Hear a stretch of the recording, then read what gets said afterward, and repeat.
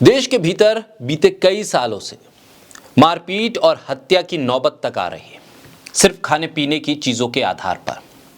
खाने पीने के आधार पर आपके धर्म को बुनियाद बनाकर आपके साथ मारपीट हो सकती है, आपको अपराधी तक पुलिस घोषित कर सकती है और पुलिस की निगरानी में ही मारपीट के बाद आपकी हत्या भी हो जाएगी।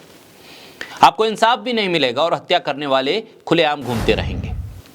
हत्या करके लाश को जला भी दिया जाएगा, पुलिस इसे दुर्घटना बता देगी और तमाम सबूत खत्म कर दिए जाएंगे। न पुलिस कुछ बोलेगी और न ही हत्यारों को सजा होगी और यह आतंक बदस्तूर जारी है। और खास तौर पर हिंदी भाषी राज्यों में इस आतंक की पराकाष्ठा देखने को मिल रही है।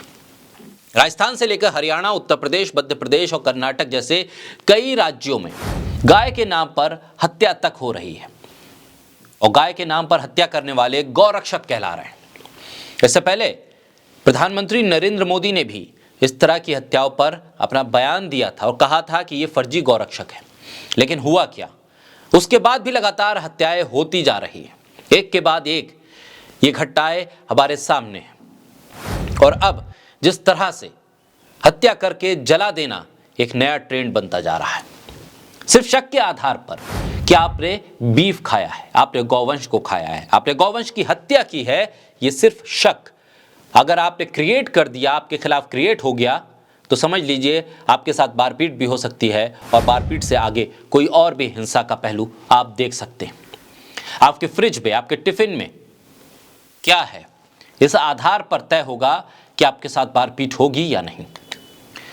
अगर किसी गाय बचाने वाले संगठन जो कथित तौर पर गौरक्षक अपने आप को कहते हैं, गौरक्षा के नाम पर आतंक फैलाने वाले किसी संगठन के किसी कार्यकर्ता ने यह कह दिया कि आपके घर में जो फ्रिज है उसके अंदर गौवंश है, बिना सोचे समझे, बिना पड़ताल के, बिना जांच के, तो समझ लीजिए ये तमाम लोग आपके घर को घेर लेंगे और पुलिस भी खामोश रहेगी।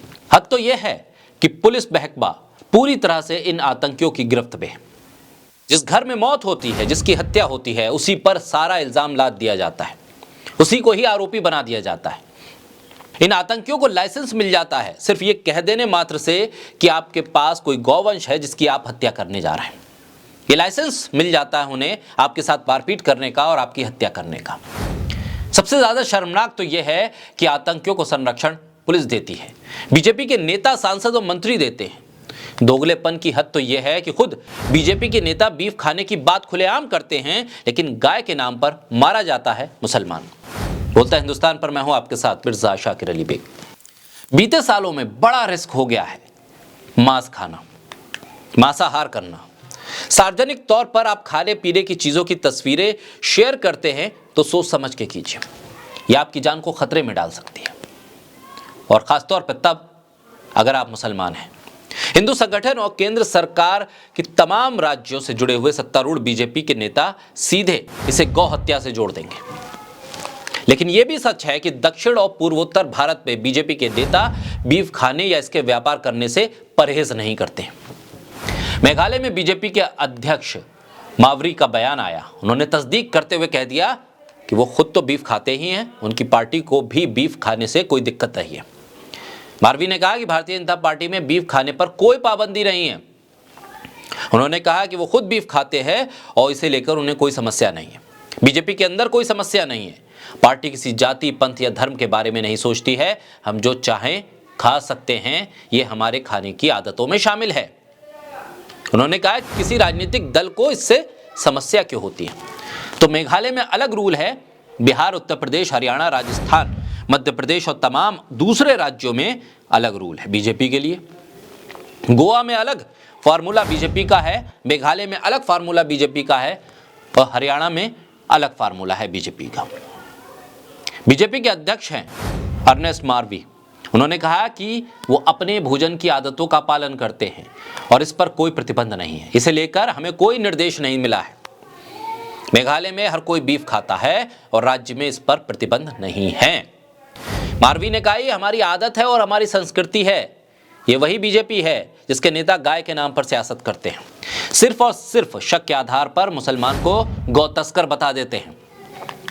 और अगर किसी मुसलमान की इस लिंचिंग के दौरान मौत हो जाती है तो उसे गौ तस्कर बताकर उसकी मौत को, उसकी हत्या को जस्टिफाई करते हैं। लगातार मुसलमानों की लिंचिंग हो रही है। हरियाणा, राजस्थान के साथ मध्य प्रदेश से लेकर कर्नाटक, गुजरात तक यह आतंक फैला हुआ है। हरियाणा में तो आतंक चरम पर है। अगर मुसलमान पशुपालक है, गाय और दूसरे जानवरों को पालता है, उनसे दूध निकाल के उसे बेचता है, उन तमाम जानवरों की देखरेख करता है, तो भी वो शक के दायरे में रहता है। कभी भी उसे मार दिया जाता है, कभी भी उस पर हमला किया जा सकता है। हद तो यह है कि अब अपहरण करके जला दिया जा रहा है और इन हत्यारों को पुलिस से लेकर बीजेपी समेत हिंदूवादी संगठनों का साथ मिला हुआ है, सपोर्ट है। उनके समर्थन में ये रैली निकालते हैं, भाषण देते हैं, बयान देते हैं और ये हत्यारे हत्या करके खुलेआम घूमते हैं। और जिसकी हत्या की जाती है, सारा दोष उस पर मढ़ दिया जाता है, उसके परिवार पर मढ़ दिया जाता है।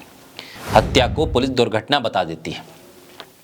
लेकिन यही गौरक्षक उत्तर पूर्व से लेकर गोवा में दिखाई नहीं देते। वहां हो रही गौ मांस का सेवन उनको दिखाई नहीं देता है। न बीजेपी के नेता बोलते हैं और न ही हिंदूवादी संगठनों की आवाज निकलती है। गौ तस्करी के शक पर, सिर्फ शक पर भारतीय जनता पार्टी और हिंदूवादी संगठन के समर्थन से ये आतंक फैलाने वाले गौरक्षक यूपी, राजस्थान और हरियाणा में मुसलमान नौजवानों की हत्या कर रहे हैं। उधर मेघालय प्रदेश अध्यक्ष ने जब ऐलान किया कि मैं बीफ खाता हूं, तो किसी गौरक्षक का खून नहीं खोला, किसी बीजेपी के फायर ब्रांड नेता का बयान नहीं आया, बीजेपी ने उन्हें पार्टी से भी नहीं निकाला। आखिर क्यों किसी हिंदूवादी संगठन ने धरना नहीं दिया इस बयान के बाद? आखिर क्यों देश भर में आतंक की पहचान बन चुके गौरक्षक कब मेघालय जाएंगे? अगर कोई मुसलमान गाय को पालने के लिए भी ले जाता वह इन्हें दिख जाता है तो उसे गौ तस्कर बताते हैं, उसकी जान ले लेते हैं। यानी मुद्दा गाय नहीं, सिर्फ मुसलमान को आतंकित करना है। केरल, गोवा, अरुणाचल, मेघालय, यहाँ पर भाजपाई या इनसे जुड़े हुए तमाम लोग बीफ खाते हैं, खिलाते हैं और खुलेआम ऐसा करते हैं। किसी को कोई परहेज नहीं है। सिर्फ मुसलमानों के खाने पर आपत्ति है। कारण यह है कि मुसलमानों का विरोध करके अब नए भारत में खूब वोट मिलता है। एक तरफ बीजेपी कहती है कि हम हिंदूवादी पार्टी हैं, गौ हत्या के खिलाफ हैं, और दूसरी तरफ मेघालय भारतीय जनता पार्टी के प्रदेश अध्यक्ष कहते हैं मैं बीफ खाता हूं, मेरी पार्टी में कोई मनाही नहीं है। ये कैसा हिंदुत्व है? ये कैसी गौ भक्ति है? पूर्वोत्तर केरल, गोवा से लेकर आने वाले बीजेपी के तमाम नेता खुलेआम बीफ खाते हैं और लोगों से भी खाने के लिए कहते हैं। आखिर इन नेताओं से क्यों नहीं बीजेपी दूरी बनाती है? पार्टी से क्यों नहीं निकालती है इन्हें? एफआईआर क्यों नहीं होती है इन पर? आखिर क्यों इनको छूट देती है बीजेपी? सिर्फ वोट के लिए? आखिर कब तक गाय का इस्तेमाल कर कर सियासत होती रहेगी इस देश के भीतर?